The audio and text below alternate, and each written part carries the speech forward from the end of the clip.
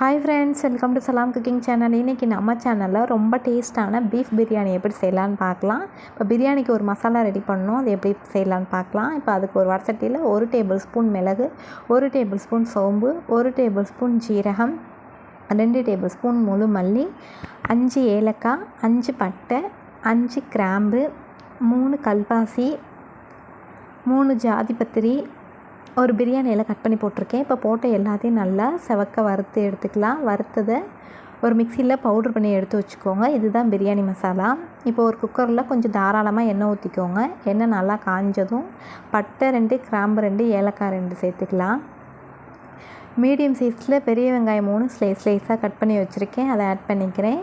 இப்போ வெங்காயத்தை நல்லா செவக்க வதக்கிக்கலாம். வெங்காயம் நல்லா வதங்கணும், அப்போ தான் சாப்பாடு சுவையாக இருக்கும். இப்போ அதோட மீடியம் சைஸில் தக்காளி 2 கட் பண்ணி போட்டிருக்கேன். தக்காளி கம்மியாக தான் போடணும், இல்லாட்டி தக்காளி சாதம் மாதிரி ஆயிரும். இப்போ போட்ட தக்காளியை நல்லா வதக்கி விட்டுக்கலாம்.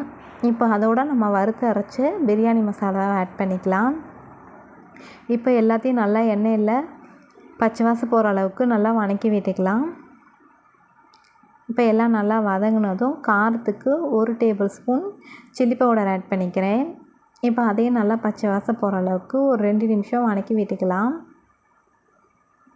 இப்போ எல்லாம் நல்லா வதங்கினதும் ஒரு கைப்பிடி கொத்தமல்லி, ஒரு கைப்பிடி புதினா, ஒரு பச்சை மிளகாய் கட் பண்ணி போட்டிருக்கேன். இப்போ போட்ட எல்லாத்தையும் நல்லா ஒன்றா வதக்கி விட்டுக்கலாம். ஒரு 2 நிமிஷம் வதக்கி விட்டாலே போதும், நல்லா பச்சை வாசம் போகிற அளவுக்கு எல்லாம் நல்லா வதங்கிடும்.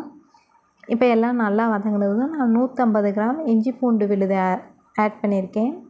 அதுவும் போட்டு நல்லா பச்சை வாசம் போகிற அளவுக்கு வதக்கி விட்டுக்கலாம் மசாலாவோட. இப்போ எல்லாம் நல்லா வதங்கினதும் நான் 4 டேபிள் ஸ்பூன் தயிர் ஆட் பண்ணிக்கிறேன்.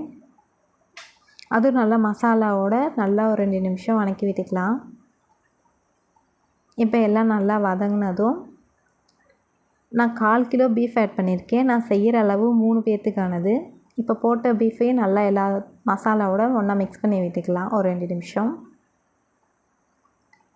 இப்போது சாப்பாட்டுக்கு தகுந்த மாதிரி உப்பு சேர்த்துக்கலாம். இப்போ உப்பையும் போட்டு நல்லா ஒன்றா மிக்ஸ் பண்ணி விட்டுக்கலாம். நான் 2 டம்ளர் ரைஸ் போட்டிருக்கேன் சின்ன டம்ளரில். இப்போது மசாலாவோட ரைஸையும் நல்லா ஒன்றா மிக்ஸ் பண்ணி விட்டுக்கலாம். 2 டம்ளர் ரைஸ்க்கு 4 டம்ளர் தண்ணி ஊற்றிக்கிறேன். நீங்கள் எவ்வளோ ரைஸ் போடுறீங்களோ அதுக்கு தகுந்த மாதிரி தண்ணி வச்சுக்கோங்க. இப்போ குக்கரில் 3 விசில் விட்டு சாப்பாடு எடுத்து வச்சிடலாம். அவ்வளோதான், ரொம்ப சுவையான பீஃப் பிரியாணி ரெடி ஆயிடுச்சு. டேஸ்ட்டு உண்மையாக அவ்வளோ சூப்பராக இருக்கும். ஒரு தடவை ட்ரை பண்ணி பாருங்கள். செஞ்சு பார்த்துட்டு கமெண்ட் பண்ணுங்கள் எப்படி வந்துச்சுன்னு. வீடியோ பிடிச்சிருந்தா லைக் பண்ணி, ஷேர் பண்ணி, சப்ஸ்கிரைப் பண்ணுங்கள். தேங்க்யூ ஃபார் வாட்சிங்.